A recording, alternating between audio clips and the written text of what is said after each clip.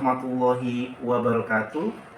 Perkenalkan, nama saya Sahrudin SPDI, calon guru penggerak angkatan 11 Kota Jayapura, Provinsi Papua.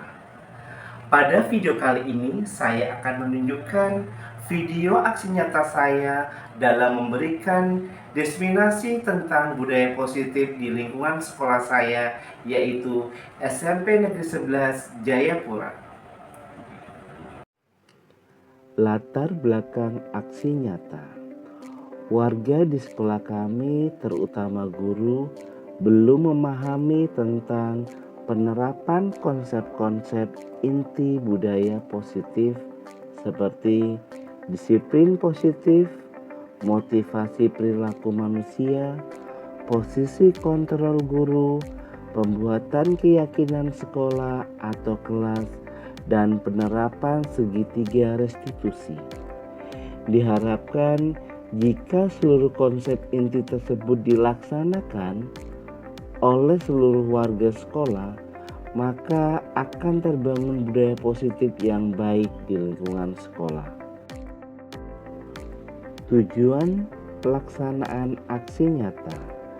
Yang pertama, meningkatkan pengetahuan dan pemahaman tentang budaya positif.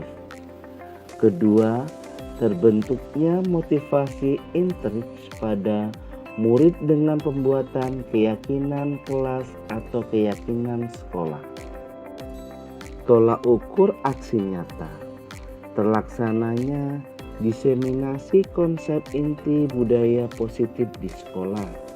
Yang kedua, terbentuknya keyakinan kelas melalui kegiatan kesepakatan kelas yang dilakukan bersama wali kelas dan murid. Yang ketiga, murid dan guru konsisten dalam menjalankan keyakinan kelas yang sudah disepakati.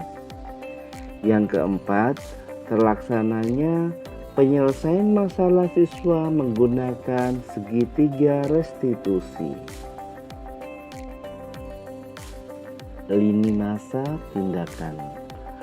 Yang pertama, berkoordinasi dengan kepala sekolah. Yang kedua, berkoordinasi dengan para wali kelas. Yang ketiga, melakukan diseminasi konsep inti budaya positif. Yang keempat, menyusun keyakinan kelas di masing-masing kelas. Dan yang kelima, hasil keyakinan kelas ditempel di kertas dan ditempel di dinding. Dukungan yang dibutuhkan.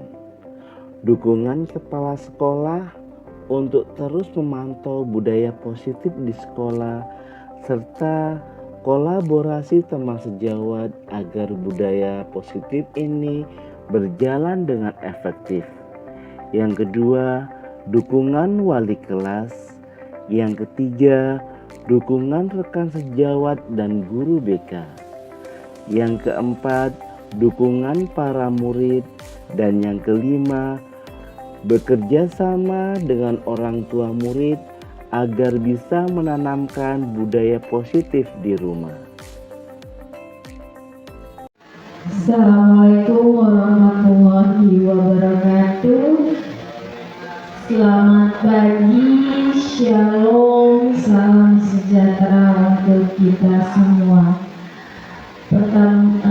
Yang terhormat Kepala PLH, Kepala Sekolah SMP Negeri 11 Jayapura, yang kami hormati calon guru penggerak di SMP Negeri 11 Jayapura, serta yang kami hormati Bapak Ibu guru SMP Negeri 11 Jayapura. Pertama-tama marilah kita panjatkan puji dan syukur kehadirat Tuhan Yang Maha Esa karena berkat karunia kesehatannya sehingga kita dapat berkumpul di tempat ini aksi nyata diseminasi budaya positif oleh calon guru penggerak di SMP Negeri 11 Jayapura. Baik Bapak Ibu guru sekalian, marilah kita mulai acara pada pagi hari ini dengan diawali dengan doa. Baik, doa akan dibawakan oleh Ibu Mega. Kepada Ibu Mega disilakan.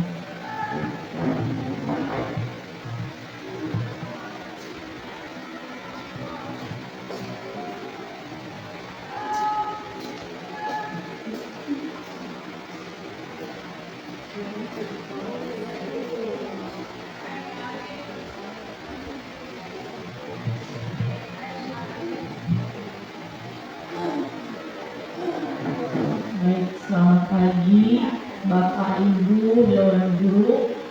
Sebelum kita memulai dengan kegiatan di hari ini, mari kita awali dengan doa. Doa saya bawakan dalam ajaran agama Kristen. Mari kita berdoa. Segala puji dan syukur kami panjatkan kehadirat-Mu, Bapa yang Maha Kuasa, atas penyertaan dan perlindungan Tuhan sepanjang kehidupan kami. Kami bersyukur untuk nafas kehidupan, kesehatan, kekuatan yang Bapa telah berikan bagi kami. Kami boleh ada di tempat ini bukan karena kuat, hebat, dan gagahnya diri kami, tetapi semua karena kasih dan anugerah-Mu Bapa. Di saat ini kami akan melakukan kegiatan. Bapa, berkatilah kegiatan ini. Biarlah semua kegiatan mulai dari awal sampai berakhirnya menurut dengan kehendak-Mu saja Bapa. Ampuni setiap kesalahan dan dosa yang telah kami perbuat. Hanya kepada-Mu kami berdoa. Terima kasih Bapa. Amin.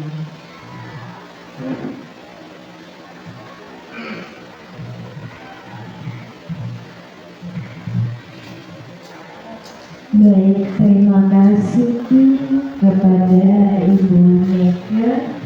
Baik, kita menuju ke acara selanjutnya, menyanyikan lagu Indonesia Raya. Hadirin dimohon berdiri.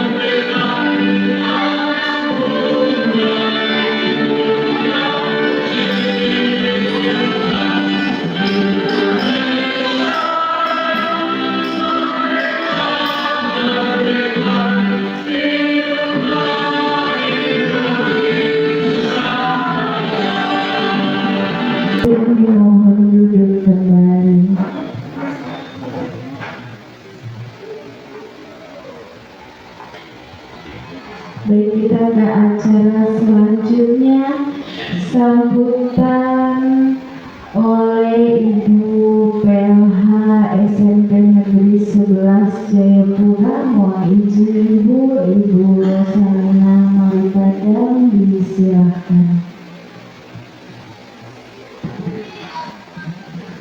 Shalom. Assalamualaikum warahmatullahi wabarakatuh.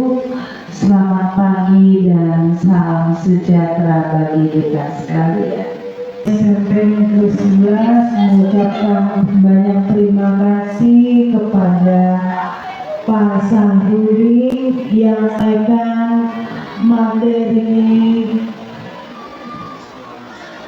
diseminasi budaya positif sebagai calon guru penggerak pada SMP Negeri 11 Kota Jayapura.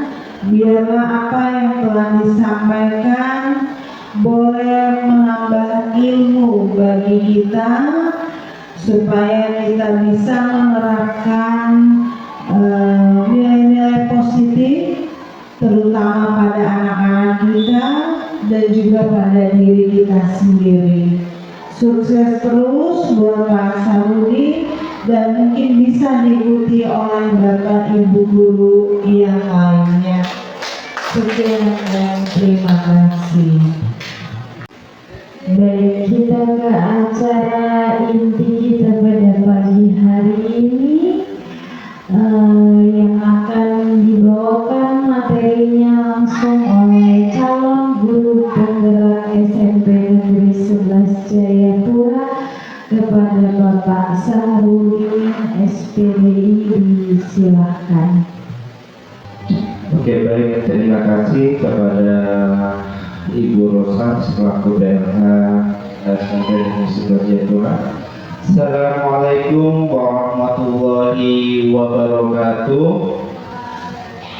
Selamat pagi, salam sejahtera untuk kita semuanya. Baik, Bapak Ibu guru yang hebat SMP Negeri 11 Jayapura, pada hari ini saya akan diseminasikan budaya positif di SMP Negeri 11 Jayapura. Adapun tujuan saya mengadakan diseminasi ini yaitu yang pertama, salah satu memenuhi tugas saya selaku calon guru penggerak angkatan 11. Yang kedua, saya akan berbagi ilmu sedikit, mudah-mudahan dengan kita berbagi ilmu ini menjadi bermanfaat. Ketika kita mempunyai ilmu tidak dibagi tidak ada manfaatnya. Dan yang tujuan ketiga yaitu saya akan membangun kerjasama kepada teman-teman SMP Negeri 11 Jayapura mengenai budaya positif yang saya pelajari di calon guru penggerak angkatan 11. Kita langsung saja untuk materi pada pagi hari ini.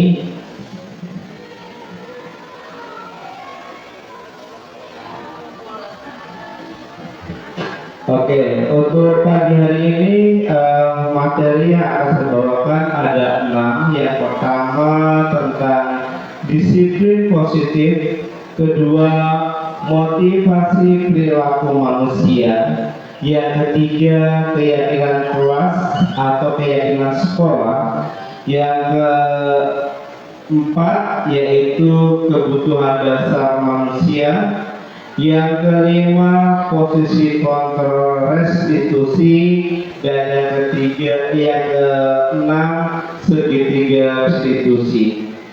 Lanjut. Oke, yang materi yang pertama mengenai disiplin positif.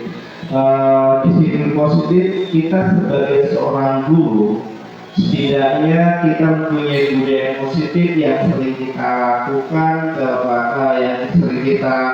lakukan di sekolah dan kita bisa terapkan ke peserta didik kita.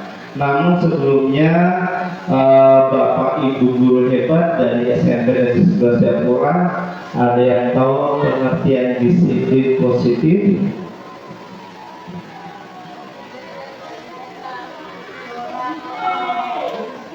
Iya. Oh iya, Ibu Anike, silakan Ibu.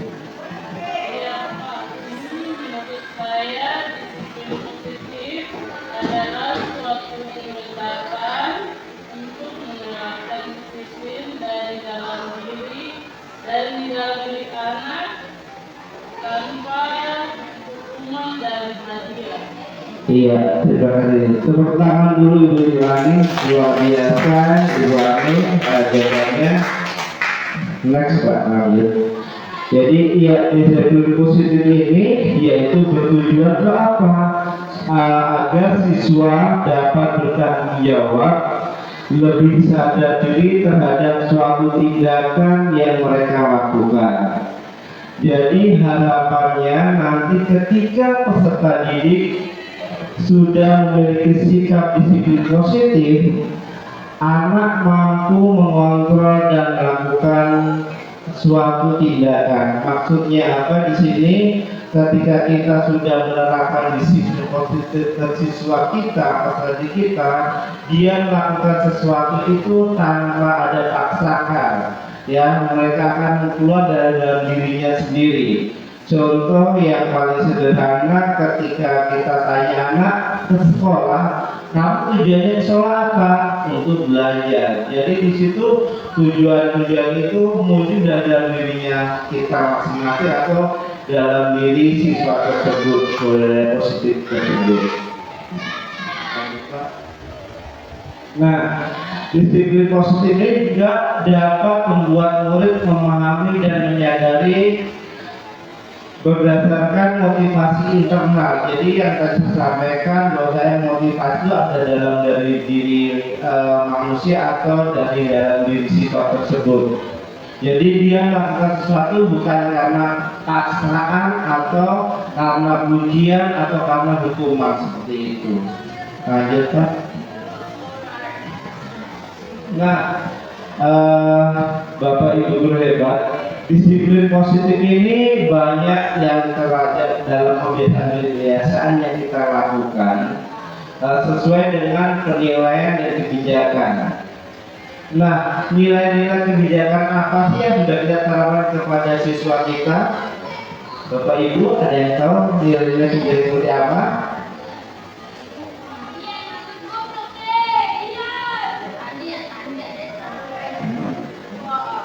Iya, seperti apa? Salaman, apalagi? Iya, mengangkat sampah pada tempatnya, membuang sampah pada tempatnya ya, seperti itu. Oke, nah kebijakan-kebijakan yang ada di sekolah kita atau kebiasaan-kebiasaan yang di sekolah kita ini sudah terangkum dalam dimensi pelajaran Pancasila. Dalam dimensi itu sudah termuat dalam dimensi profil pelajaran Pancasila, yaitu yang pertama yaitu tentang bertakwa kepada Tuhan Yang Maha Esa. Kedua berkemerdekaan global. Yang ketiga yaitu gotong royong. Yang keempat, yang kelima bernalar kritis, dan yang terakhir yaitu kreatif. Lanjut Pak. Oke. Materi yang kedua yaitu tentang motivasi perilaku manusia. Nah, motivasi, berbicara tentang motivasi, Bapak Ibu guru besok ada yang tahu pengertian apa sih itu motivasi?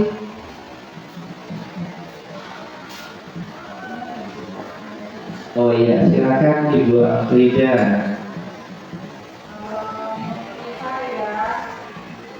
Motivasi itu ada dua. Jadi yang pertama itu motivasi dari internal, ya. Kemudian yang kedua motivasi eksternal. Kalau motivasi internal itu motivasi yang berasal dari dalam diri anak itu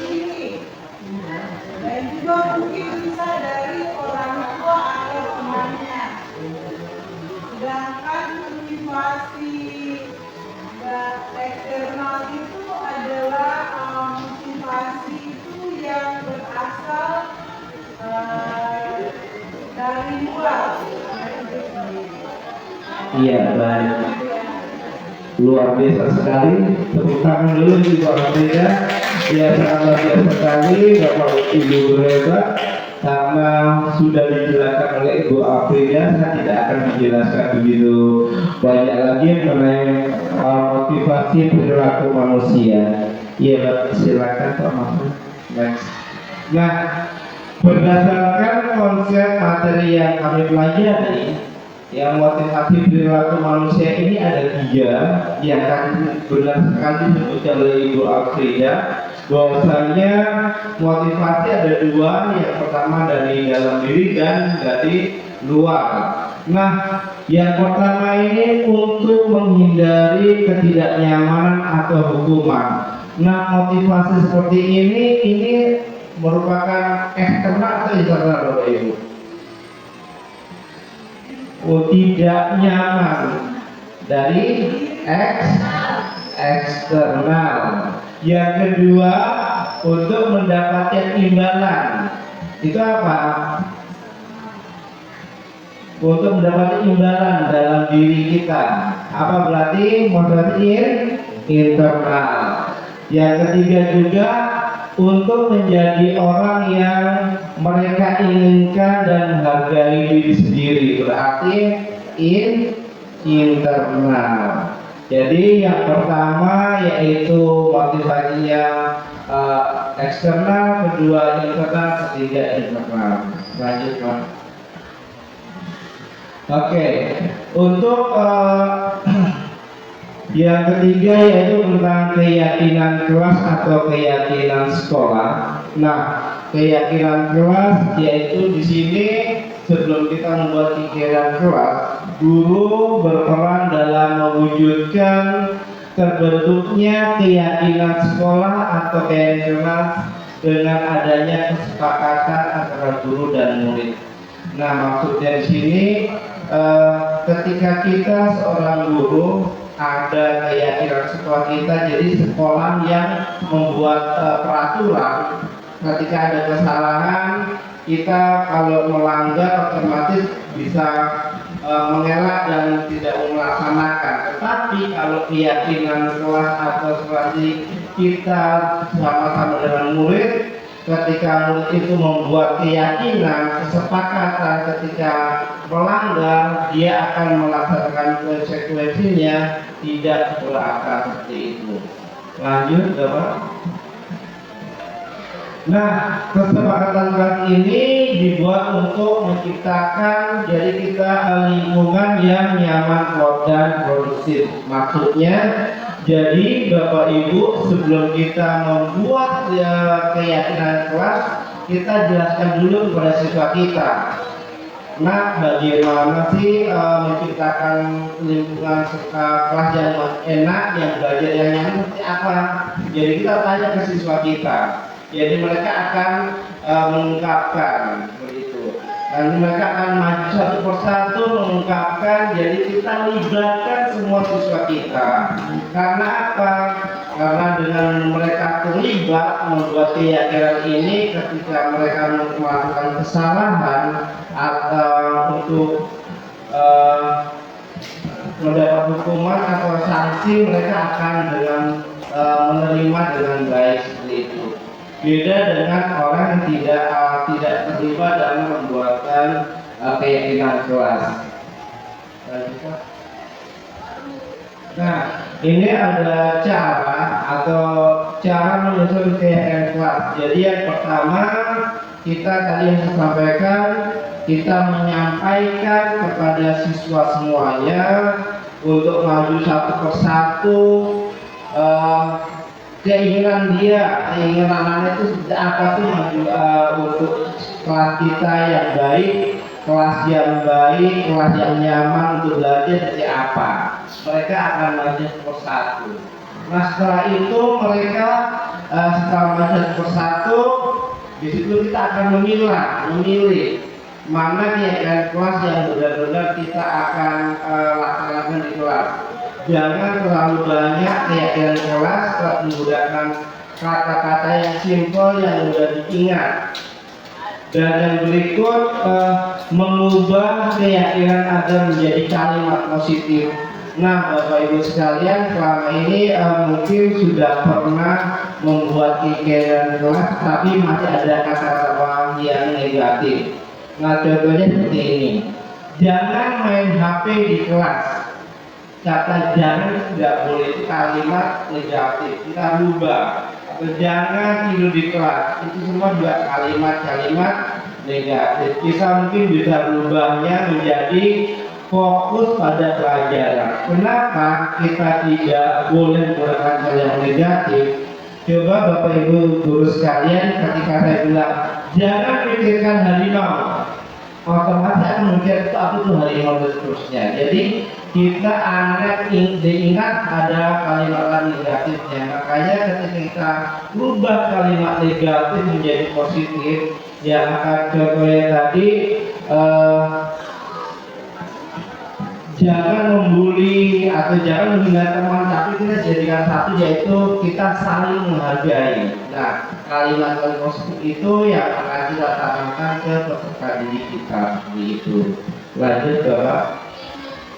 Oke, baik Bapak Ibu, ini contoh keyakinan kelas yang saya buat di kelas 7D dan 7H. Jadi yang pertama saya menjelaskan dulu tentang keyakinan kelas. Di kelas saya jelaskan anak-anak maunya kalian apa dan tawarkan ke anak-anak. Maunya kalian seperti apa sih kelas kalian, seperti itu. Mau yang nyaman seperti apa, seperti itu. Setelah itu anak-anak maju satu persatu. Saya bagikan kertas dan maju persatu akan menempel di papan tulis. Dari 25 ke 20 siswa itu mereka menempel. Dari 25 ini saya meminta satu siswa maju ke depan. Jadi untuk membacakan, ada otomatis dari 20 anak atau 25 anak itu ada kalimat yang sama. Jadi kita akan pisahkan, kita akan seleksi mana kalimat yang dipakai, mana yang tidak. Itu.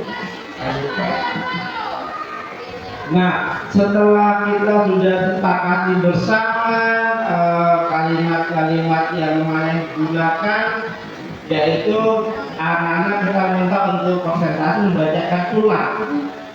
Sebelumnya, tapi kita sudah buat kelompok dulu, anak-anak bisa diberikan kepercayaan untuk membuat keyakinan kelas. Kita dengan dipandu dulu, kita arahkan mereka membuat keyakinan tersebut. Yang berikut mereka konsentrasikan dulu sebelum kita tempel, anak baca sekali lagi supaya anak-anak memahami kita keyakinan apa yang kita sudah sepakati bersama. Ketika mereka sudah sepakat, ketika benar-benar mereka melanggar, pasti dengan sukarela menerima konsekuensinya, seperti itu. Dan yang terakhir kita akan menempel di dinding di depan kelas, seperti itu. Oke, yang berikut yaitu tentang kebutuhan dasar manusia. Nah, Bapak Ibu guru hebat, kita sebagai manusia ya hidup, pasti kita butuh kebutuhan dasar itu ada, seperti itu. Di sini mungkin Ibu Ulan, ya Bu Ulan ini butuhnya apa sih sekarang yang Bu Ulan butuhnya? Uang, iya boleh juga. Mungkin Bu Alfrida? Rumah, oke. Apalagi Bu Mika? Oh cinta, iya. Bisa dikatakan juga sandang, pangan, papan, dan pasangan, begitu ya. Jadi mereka membutuhkan kebutuhan dasar kita.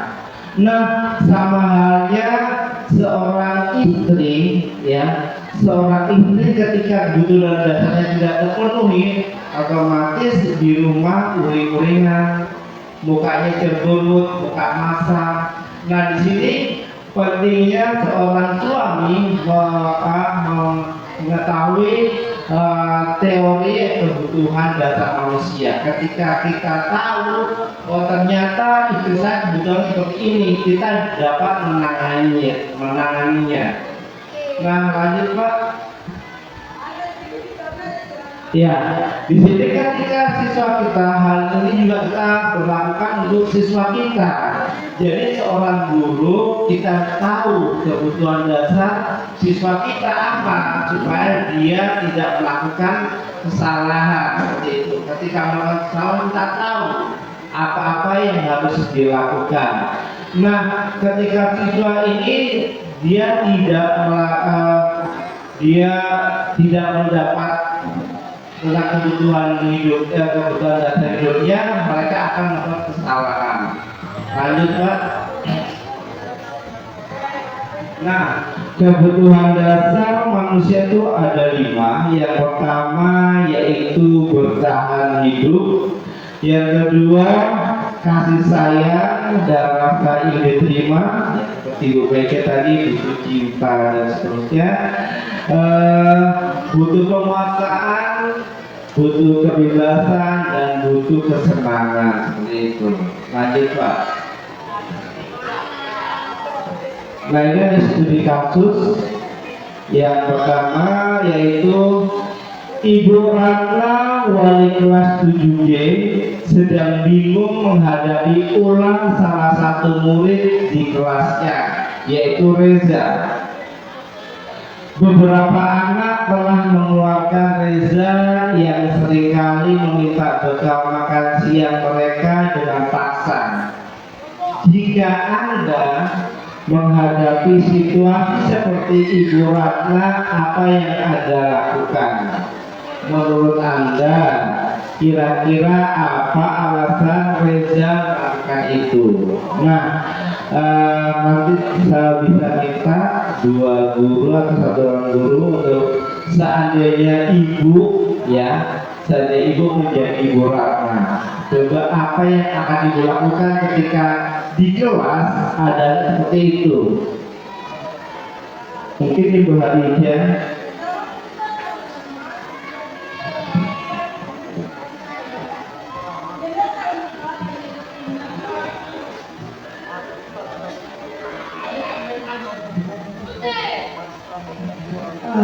Kalau saya memanggil si siswa tersebut, kemudian bertanya, apakah kamu mau ke sekolah itu sudah sarapan atau belum? Kemudian apabila dia menjawab belum, berarti saya akan memberikan makanan buat dia agar dia tidak mengambil dari teman-temannya. Itu menurut saya. Terima kasih. Satu lagi.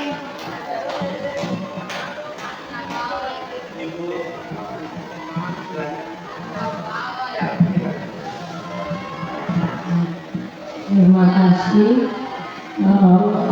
Bagi saya itu anak tersebut harus memang tadi seperti yang dikatakan Ibu Muda, harus dipanggil dan menanyakan apa kendalanya sehingga dia tidak membawa bekal ke sekolah. Itu terima kasih.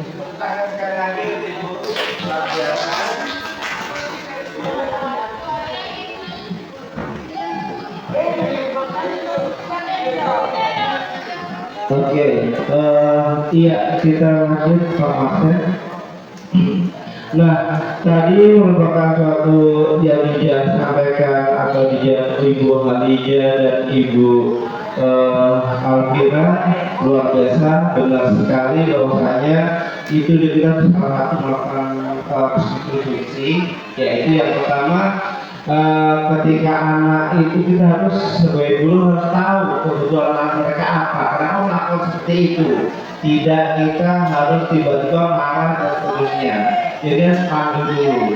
Ini ada satu yang dilakukan Reza tadi, ada bisa menyebabkan beberapa alasan mereka melakukan. Yang pertama, karena ia lapar dan orang tuanya tidak membawakan bekal makan siang. Nah, di sini kebutuhan dasar apa di dunia itu bertahan hidup. Jadi anak itu kan kelaparan, untuk bertahan hidup dia apa? Mungkin dengan meminta kemauannya seperti itu. Nah, di sini kita sebagai guru tidak boleh marah, tapi benar sekali yang disampaikan Ibu Alija, harus kita panggil ketika kita rela untuk berikan dia makan seperti itu. Lanjut Pak. Untuk alasan kedua yaitu karena dia merasa senang temannya, jadi memperhatikan hidup. Maksudnya apa di sini? Kebutuhan dasar yang akan diberi yaitu kebutuhan akan kasih sayang dan rasa ingin diterima. Maksudnya yaitu ketika dia dipanggil oleh guru yang merasa diperhatikan dan guru memanggil orang tuanya, dia akan dipanggil kembali. Jadi itu merasa ada diperhatikan, makanya dia membuat suatu tidak puas dalam dirinya, yaitu melanggar atau meminta makan ke temannya. Lanjut Pak. Alasan ketiga yaitu kebutuhan dasarnya akan kekuasaan. Di sini karena temannya jadi takut dengan dia dan menuruti keinginannya, maka sebetulnya dia sedang berusaha memenuhi kebutuhan dasarnya akan kekuasaan. Dia di sini ingin teman-teman takut sama dia semuanya, jadi dia mempunyai kekuasaan untuk mengambil makanan seenaknya sendiri begitu. Hal itu kan tidak tepat dan kita harus perlu benarkan seperti itu. Lanjut. Yang terakhir yang keempat yaitu dia merasa bosan karena mungkin selama 1 bulan atau 2 bulan makanya dengan telur dia ingin kebebasan, ingin merasa teman-temannya dari ambil orang tuanya gitu. Maka di situ Reza berusaha memenuhi kebutuhan dasarnya yaitu akan kebebasan. Nah, salah satu dengan dialog ya, kita dengan dialog dengan siswa kita akan tahu kebutuhan dasar dia itu apa sebenarnya sih dengan dialog. Dan berikutnya kita akan belajar ke materi berikutnya yaitu tentang posisi kontrol kita seorang guru. Lanjut. Nah, inilah posisi kontrol atau restitusi. Nah, berbicara mengenai posisi kontrol kita atau restitusi, nah kita ini sebagai guru ini ini seperti apa sih? Karena di sini yang pertama guru sebagai penghukum. Nah, guru sebagai penghukum ketika kita memposisikan diri kita sebagai penghukum, ketika ada salah langsung kita marah tanpa mencari tahu penyebabnya, seperti itu. Yang kedua, guru sebagai pembuat merasa bersalah. Nah, ini biasanya yang kita lakukan ke anak-anak itu, aduh nak, kamu ini seperti ini, ibu kecewa sama kamu. Jadi anak merasa bersalah terus seperti itu. Yang berikut guru sebagai teman. Nah, kita memposisikan diri kita sebagai teman. Ayolah Reza, jangan begitu, itu gak baik dengan teman. Jadi maka dengan pendekatan sendiri. Dan yang keempat yaitu guru sebagai pemantau. Nah, guru sebagai pemantau ini yaitu kita cuma melihat Reza yang kamu lakukan tadi sesuai nggak dengan kesepakatan kelas. Ketika tidak, apa konsekuensinya? Dia memantau saja. Kalau konsekuensinya tidak boleh masuk 15 menit, berarti dia menjalankan. Seperti itu. tidak mencari solusinya. Yang berikut yaitu guru sebagai manajer. Nah, guru sebagai manajer ini di sini kita dituntut untuk mencari tahu penyebabnya apa, berdiskusi, buat sifat itu nyaman seperti itu. Nah, inilah 5 posisi kontrol kita yang harus kita ketahui dari diri kita. Saya tepatnya seorang guru itu seperti apa, posisi saya di mana begitu. Nah, ini ada tabelnya, ini penjelasannya. Jadi ketika kita sebagai penghukum tadi yang sampaikan, ketika melihat anak bersalah, kita langsung menghabis dia, lalu kita marah dia, tidak mau tahu penyebabnya apa, seperti itu. Kamu tuh melanggar buat ini, kamu seperti harus melanggar tangan itu ya tidak boleh, seperti itu. Yang berikut juga membuat orang merasa bersalah. Jadi kita ceramah dia banyak, kita ceramah banyak, membuat dia merasa bersalah terus gitu. Nah, itu adalah tindakan yang negatif, kurang tepat seperti itu. Yang berikut yaitu posisi kita sebagai teman. Jadi menganggap siswa kita sebagai teman. Jadi ayolah jangan seperti itu kan tidak baik gitu kan. Nanti kalau kamu apa Pak boleh berikan tidak. Nah itu kurang tepat karena Pak akibatnya ketergantungan terus seperti itu. Yang berikut juga sebagai pemantau. Nah sebagai pemantau ini kita hanya tahunya kamu salah, ini peraturannya kamu laksanakan, itu aja.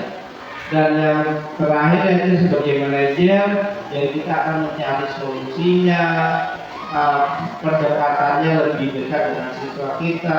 Jadi kita bukan membenarkan perbuatan itu boleh, tapi kita mencari solusinya seperti itu. Lanjut Pak. Nah, di antara 5 posisi tersebut sebagai seorang guru kita menggunakan posisi yang tepat adalah menggunakan manajer seperti itu. Cara menerapkan posisi manajer ini yaitu menggunakan menerapkan segitiga restitusi. Mari Pak lanjut. Nah inilah segitiga restitusi. Saya rasa mungkin Bapak Ibu Guru baru mendengar juga. Ini saya ulangi lagi mengenai segitiga restitusi, yaitu ada 3 tahapan segitiga restitusi. Nah, restitusi itu sendiri apa? Yaitu dialog antara guru atau orang tua dengan siswa kita. Ketika melakukan kesalahan, dia akan bergeser menjadi posisi yang lebih baik seperti itu. Jadi dia tidak merasa bersalah, tetapi akan berubah sikapnya. Itu yaitu namanya restitusi. Ada 3 tahapan. Yang pertama yaitu menstabilkan identitas. Yang kedua yaitu validasi tindakan yang salah. Dan yang ketiga yaitu meyakinkan keyakinan. Nah, Bapak Ibu Guru hebat, mungkin sebelum kita lanjut berikutnya bisa berdiskusi kita sebentar. Nanti bisa perhatikan masih tergantung semuanya. Kita SDG sebentar. Kita nanti kalau saya tanya mana semangatmu, jawabannya ini semangatku. Ini kalau itu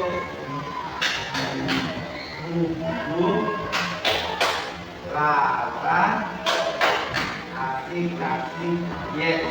Ya sekarang ya. Mana semangatmu? Ini semangatku. Bum bum, lala, asik yes.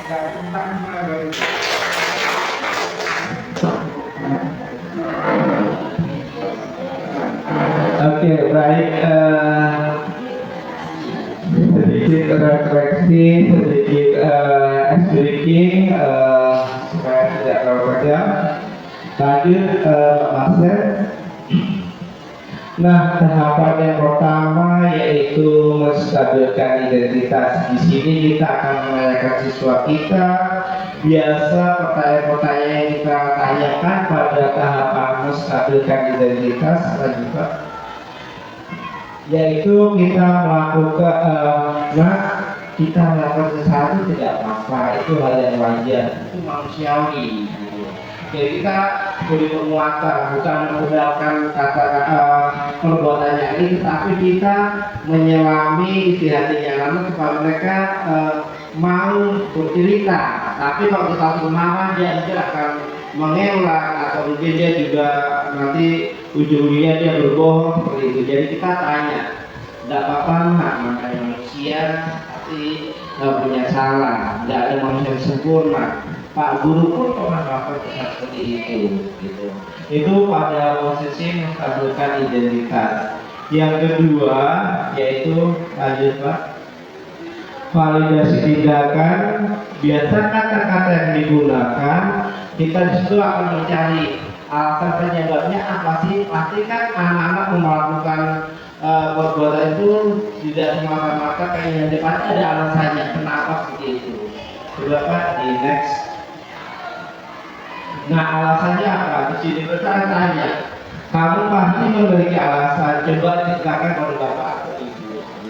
Kita tanya dulu, kita gali dia, apa penyebabnya, kenapa melakukan itu, seperti itu. Apa penting nggak sih kamu melakukan seperti itu? Kita tanya karena seperti itu. Nah, kamu mau nggak belajar?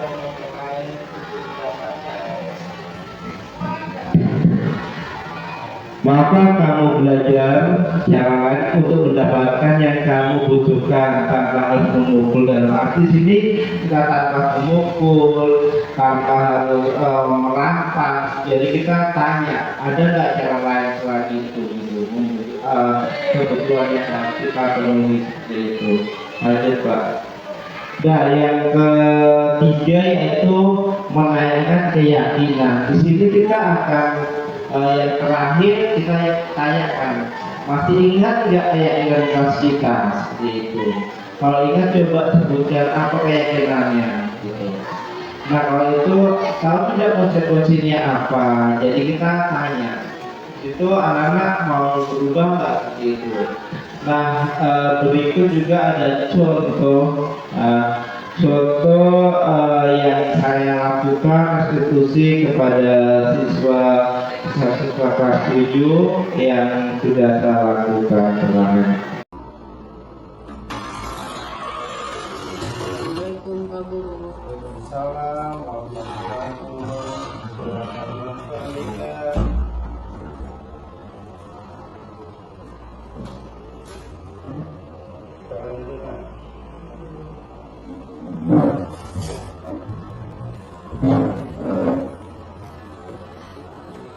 Bagaimana kabarnya Andika? Andika tahu tidak kalau kamu kesini? Ya Pak, saya tahu karena saya bermain HP di saat jam pelajaran. Oh jadi begitu. Menurut Andika, yang Andika lakukan itu perbuatan salah atau benar ya? Ya Pak, kalau Baik, kalau Andika sudah tahu itu perbuatan salah, berarti Andika paham untuk tidak mengulanginya lagi. ya Pak, saya menyadari kesalahan saya. Saya minta maaf. Iya, namanya manusia itu tidak ada sempurna. Setiap orang pasti pernah melakukan kesalahan. Bapak pun pernah melakukan kesalahan itu. Melakukan kesalahan adalah hal yang manusiawi. Dan yang penting kita harus sadar bahwa itu adalah perbuatan yang salah dan mau untuk memperbaikinya agar tidak terulang lagi. Ya Pak, Andika, Bapak ingin tahu sekarang, tentu kamu punya alasan kan melakukan itu. Coba pikirkan. saya sebenarnya tidak niat untuk mengabaikan pelajaran, tapi saya merasa bosan dan saya ingin menghilangkan rasa jenuh sebelumnya. Oh, sekarang Bapak tahu Alfat Andika bermain HP di kelas saat kajian agama. Lalu apa rencana Andika memperbaiki kesalahan tersebut? Coba pikirkan. Saya tidak akan mengulanginya lagi, Pak. Sekarang mari kita bicara mengenai keyakinan kelas dan keyakinan sekolah kita. Keyakinan kelas mana yang belum Andika laksanakan? Keyakinan kelas yang saya belum laksanakan adalah fokus dan aktif dalam pembelajaran. Iya, bagus. Berarti Andika masih ingat dong keyakinan kelas kita, kesepakatan kita bersama. Iya, Pak. Jadi menurut Andika sudah menjalankan keyakinan kelas belum? Belum, Pak. Belum semua saya jalankan. Nah, sekarang mari kita memindahkan keyakinan kelas kita agar lebih baik ke depannya. Apa rencana Andika kira-kira? Saya akan fokus dan aktif saat jam pelajaran dan saya tidak akan bermain HP lagi. Iya, bagus. Semoga Andika bisa melaksanakan rencananya dengan baik. Iya, Pak. Nah, baik Andika, terima kasih sudah mau menemui Bapak, sudah mencari solusi atas kesalahan Andika. Semoga kedepannya lebih baik lagi. Silakan sekarang Andika kembali kelasnya. Baik, Pak. Terima kasih. Assalamualaikum. Waalaikumsalam warahmatullahi wabarakatuh. Assalamualaikum warahmatullahi wabarakatuh. Saya Andika Azriel Syaputra, kelas 7G. Terima kasih Pak Guru Sahrudin. Saya sangat senang sekali sudah diajak untuk berdiskusi dengan Pak Guru untuk menemukan solusi atas kesalahan yang telah saya lakukan. Saya tidak akan main HP lagi di saat jam pelajaran agama. Wassalamualaikum warahmatullahi wabarakatuh.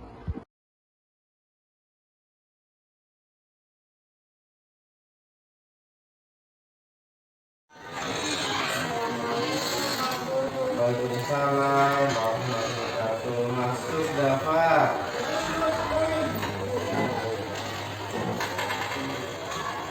Silakan duduk.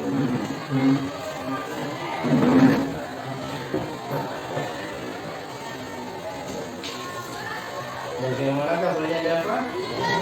Baik, Pak. Dapat atau tidak? Kira-kira kenapa Pak Guru panggil hari ini? Tahu, Pak, karena saya terlambat masuk kelas. Oh, kalau masuk kelas merupakan perbuatan baik atau tidak dapat? Tidak, Pak. Dapat minta maaf. Tidak apa-apa. Semua orang pernah berbuat salah. Tidak ada manusia yang sempurna. Bahkan Pak Guru juga pernah melakukan kesalahan. Di sini Pak Guru tidak mencari siapa yang salah, tapi Pak Guru mencari solusi. Kamu pasti punya alasan kan melakukan ini, Dava. Apa alasannya, Dava? Saya keasikan bermain sama teman, Pak. Sebelum jalan ke kantin. Jadi saya makan dan minumnya sudah hampir bumpel. Makanya saya terlambat. Dava, bermain dengan teman itu memang menyenangkan. Tetapi ada solusi tidak, Dava, supaya masuk kelas tepat waktu? Ada, Pak. Saya harus berbagi waktu dengan bijak. Kira-kira apa dengan melakukan itu? Besok, Pak, saya berusaha dan berkomitmen untuk selalu tepat waktu. Dava, masih ingat tidak keyakinan kelas kita yang pernah sepakati bersama? Masih, Pak. Kira-kira keyakinan kelas apa yang berkaitan dengan ini ya? Disiplin dan menghargai, Pak. Sekali. Jadi Dava ingin menjadi pribadi yang seperti apa? Saya ingin menghargai waktu, menghargai diri saya sendiri, dan menghargai guru dengan cara tepat waktu. Baiklah, sekarang kita memberikan solusinya. Java bisa tidak menanamkan nilai ini dalam keseharian? Bisa, Pak. Baik, terima kasih Java kerjasamanya. Silakan kembali ke kelas untuk belajar. Baik, Pak. Terima kasih. Assalamualaikum, Pak. Assalamualaikum warahmatullahi wabarakatuh. Saya Muhammad Dafaika Putra, kelas 7F. Terima kasih Pak Guru Sahrudin. Saya sangat senang sekali sudah diajak untuk berdiskusi dengan Pak Guru untuk menemukan solusi atas kesalahan yang telah saya lakukan. Saya akan mengatur waktu dengan baik agar tidak terlambat lagi masuk kelas. Wassalamualaikum warahmatullahi wabarakatuh. Baik Bapak Ibu guru sekalian, demikianlah yang dapat saya sampaikan mengenai materi budaya positif di sekolah kita. Waktu dan tempat kembalikan MC. Assalamualaikum warahmatullahi wabarakatuh. Bapak Ibu, itu pemaparan dari calon guru penggerak oleh Bapak Sahrudin SPDI. Mungkin dari Bapak Ibu ada yang ingin bertanya? Terima kasih atas waktu yang diberikan kepada saya. Di sini saya akan menanyakan, kita di SMP dan SMA, apakah restitusi dilakukan oleh guru BK atau wali kelas? Ya, itu saja pertanyaan saya. Terima kasih. Baik, terima kasih kepada Ibu Haja. Mungkin ditampung dulu ya Pak pertanyaannya. Ada pertanyaan lagi Bapak Ibu?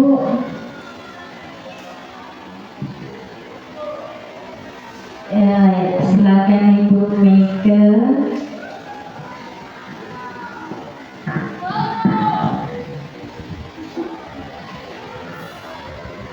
Baik, terima kasih atas waktunya. Di sini saya mau bertanya, apa perbedaan pemantau dan restitusi? Terima kasih.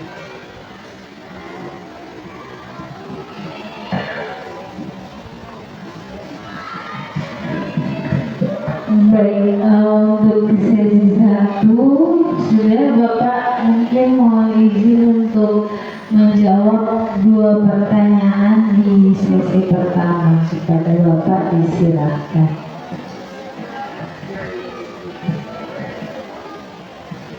Oke, baik, terima kasih Ibu Halija dan Bu Mega, luar biasa pertanyaannya. Yang pertama yaitu apakah restitusi ini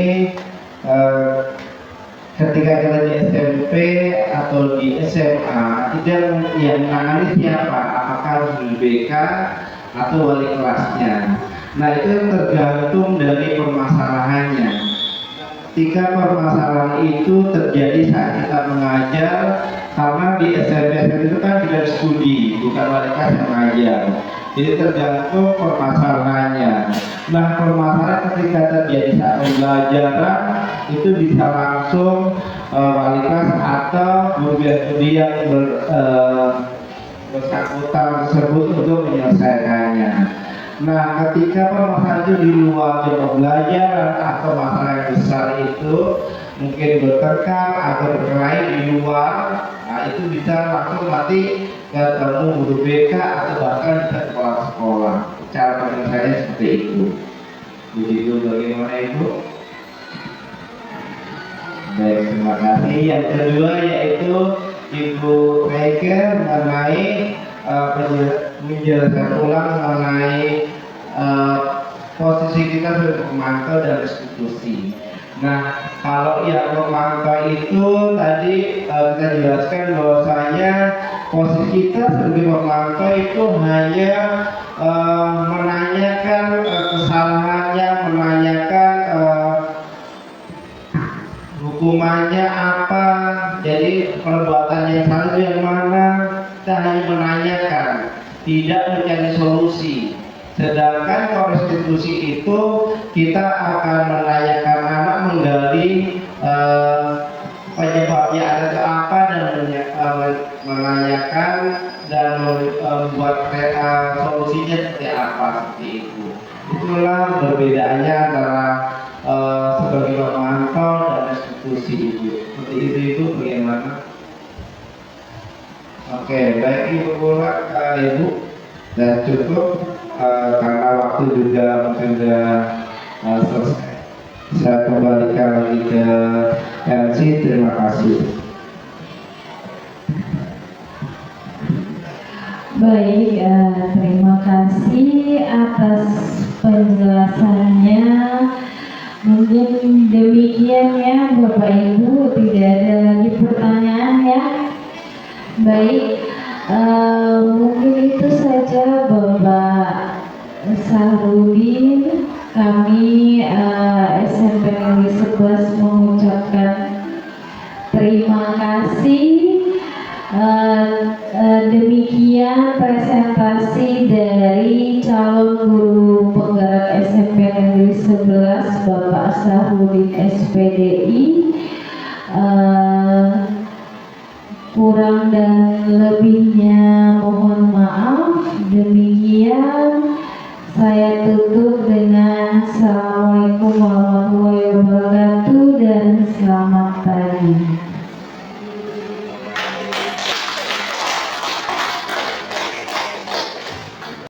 Demikian video aksi nyata saya tentang diseminasi budaya positif di lingkungan sekolah saya. Semoga video ini bermanfaat dan menginspirasi teman-teman semua. Salam guru penggerak. Tergerak, bergerak, menggerakkan.